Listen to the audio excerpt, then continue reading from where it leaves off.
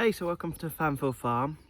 It was always our intention to do these videos from the very beginning. We've captured a lot of video footage, but not done many sort of diary entry bits like this. So the idea is we will bring those videos to you of us building what you can see behind over the last few months. But for now, I thought I'd give you an April tour of where we are. So this is a 3.5 acre plot that we started 4 months ago.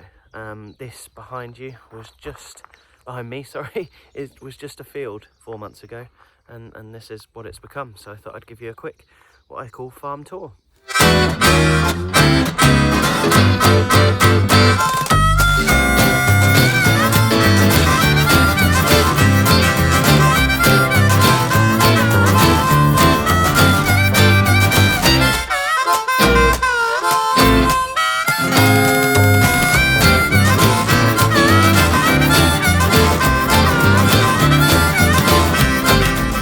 So I can sort of do a bit of a spin. We're on a site with what will be 3 farms, currently 2 of us. It's not been the easiest couple of months. We've had 5 named storms, and now, as you well know, we're in the middle of a global pandemic. However, we're still here. We're trying to increase our growing space as quickly as possible so we can help with all those problems. And so we've started our beds. We've started to build our beds in, and we started to put our seeds in. So let me show you around. So this, if you can read, it says Garden A. This is Garden A. Hopefully we'll have some better names for them at some point. And we're going to be having garden blocks, as we call them, each of them having 12 raised beds, which you can see we've put in here. The raised beds are 75 centimetres wide and 30 metres long, so you can we've sort of standardized all the sizes so that all of our, like you see here, a row cover, all 30 meters, so it'll always be the same. We won't be rooting around trying to find a different size cover or a different size fleece. Also, our tools are standardized sizes, our sort of stencils, if you like, they're all the same size so that we can work quite efficiently. And they're 75 centimeters wide, because if I crouch down in next to the bed, I can still reach the other side, rather than if I'm picking lettuce halfway up the bed, I don't have to come then all the way back down and all the way around. So this is Garden A. This is where mainly we're going to grow this year, and we've put in fairly wide paths. If you look at conventional market gardening, they're normally smaller than ours, but we decided we've got 3.5 acres here. We can play around a little bit with having comfortable paths to work in. And not put pressure on our backs and things by having to crouch in small spaces. We've made these beds mainly through, well, raised compost. Look at that little bugger. It's a dock that we dug out and it's just coming through. But they're on no-dig beds, so these are no-dig beds. We broad forked underneath, which I can show you the broad fork in a moment, but we broad forked, laid compost, laid cardboard, sorry, wet the cardboard through, and then laid the compost, which will allow us enough growing space this year to grow vegetables on the no-dig system. And we've got quite hard clay soil here, as you can see from the areas that have dried up in the last couple of weeks. It's pretty solid, so that's why we did broad fork the beds. We had a broad fork made. It's laid down over here because I need to spray it to stop it getting rustier. It's quite a beast. We had it made by local blacksmiths, which was awesome. And it's a serious bit of kit, but it's just allowed us to just break through this top layer of clay soil, aerate the soil underneath. We're not using it to dig, we're just using it to break that barrier this year, and then in future years we'll use it less and less, I hope, as the worms and the no-dig system does its job mixing in this organic matter. And as you can see, we've had a few visitors in the night. Foxes, I think this is probably foxes. Well, their footprints are quite big, which is regular here at the moment. I think they like walking on the nice warm compost. So this is Garden A. Garden B is starting out. So we started by putting tarps down. You can see the difference that they make. They kill off what's underneath, except Doc apparently, and they start to prepare the soil a little bit as well. We've actually put one bed in of Garden Bee, which is our potato bed, and you can see that it's got this sort of raised, we're doing no dig potatoes, so we've done this sort of mounded up, earthed up potato formation, and then as the tubes pop through on the potatoes, we'll then mound that up even more, as you would with normal potatoes. So we've got our first earlies in just under here, underneath this fleece frost, because in April we still potentially get frosts down here, and we have done last week. We've still got a load more to put in. So that's Garden B. I'll take you up to see D&E in a moment.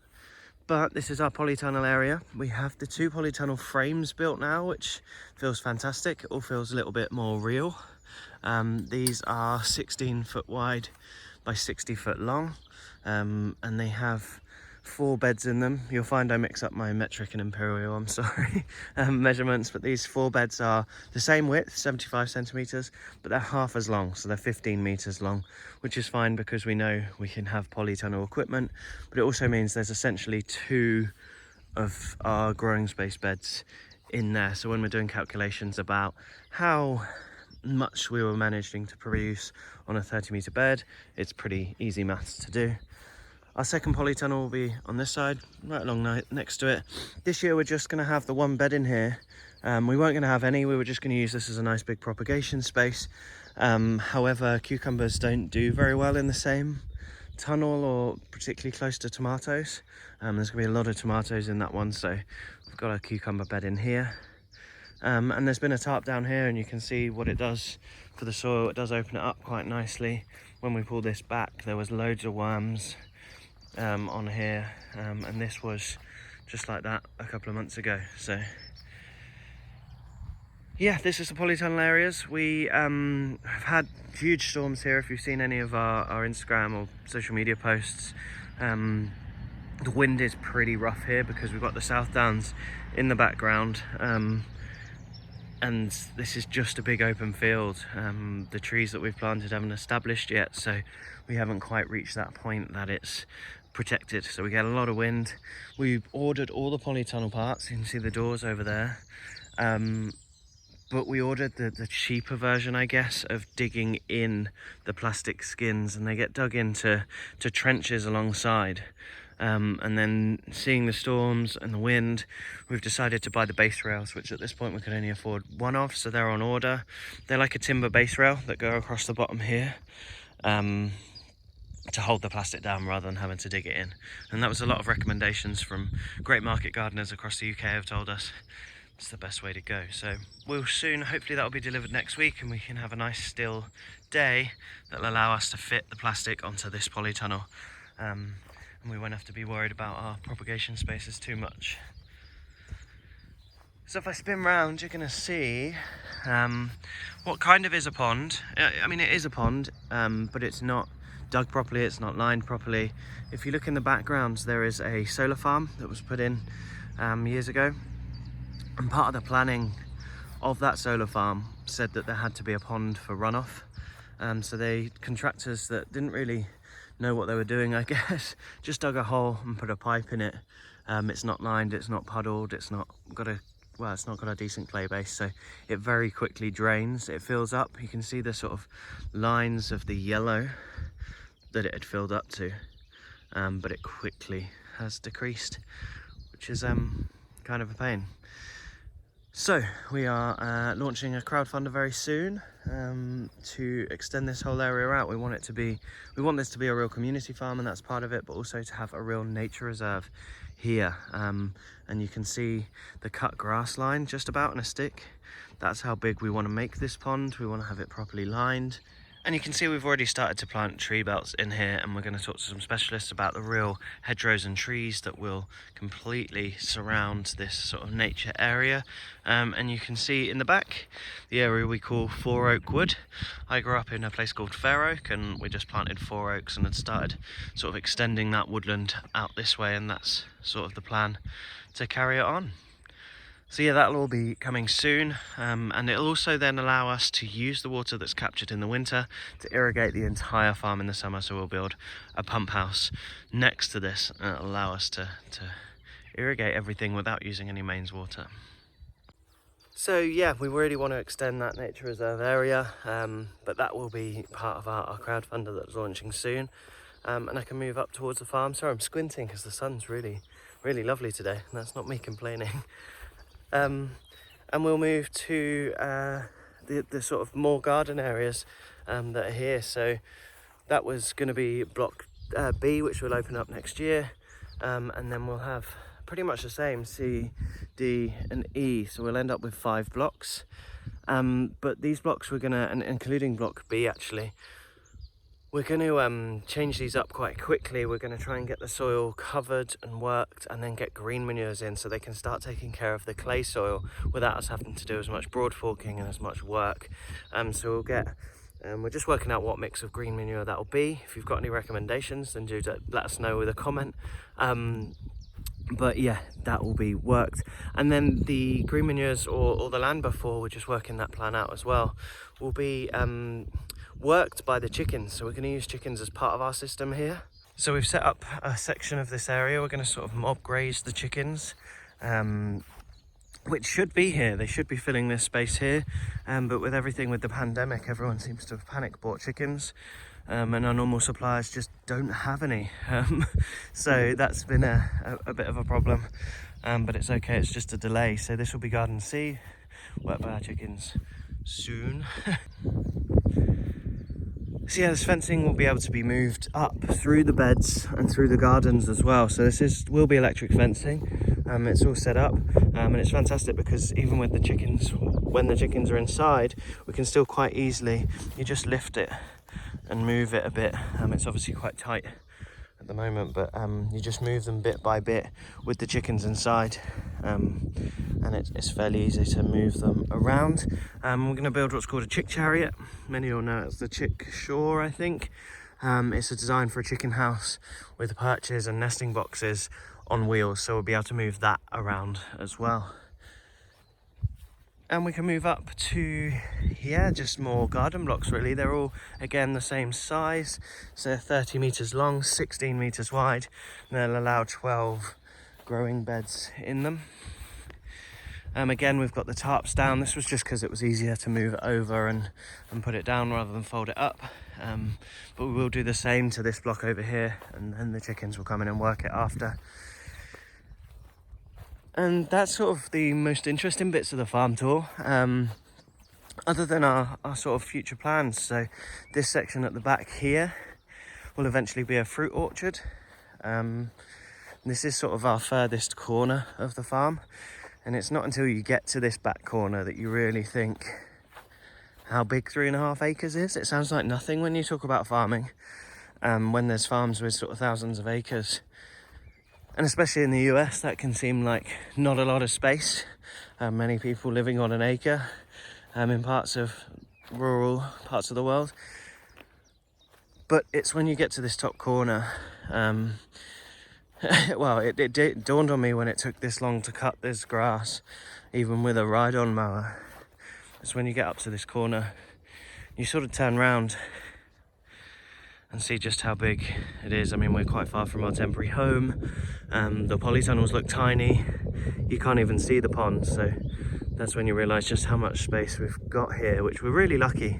It's also quite scary at the same time.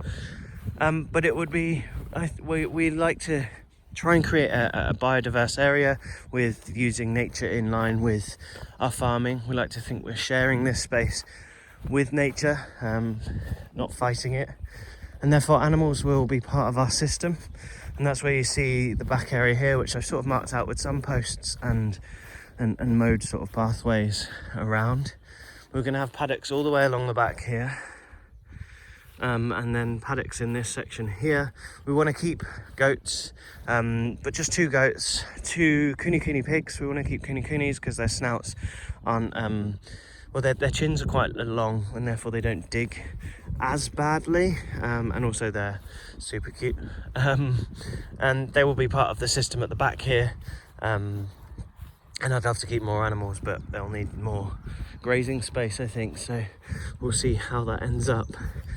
I could have the animals here now. Emily keeps telling me that we're not ready to have them here yet. If you look real close, you'll see our puppy probably getting smelly because she's rolling in something. Lovely.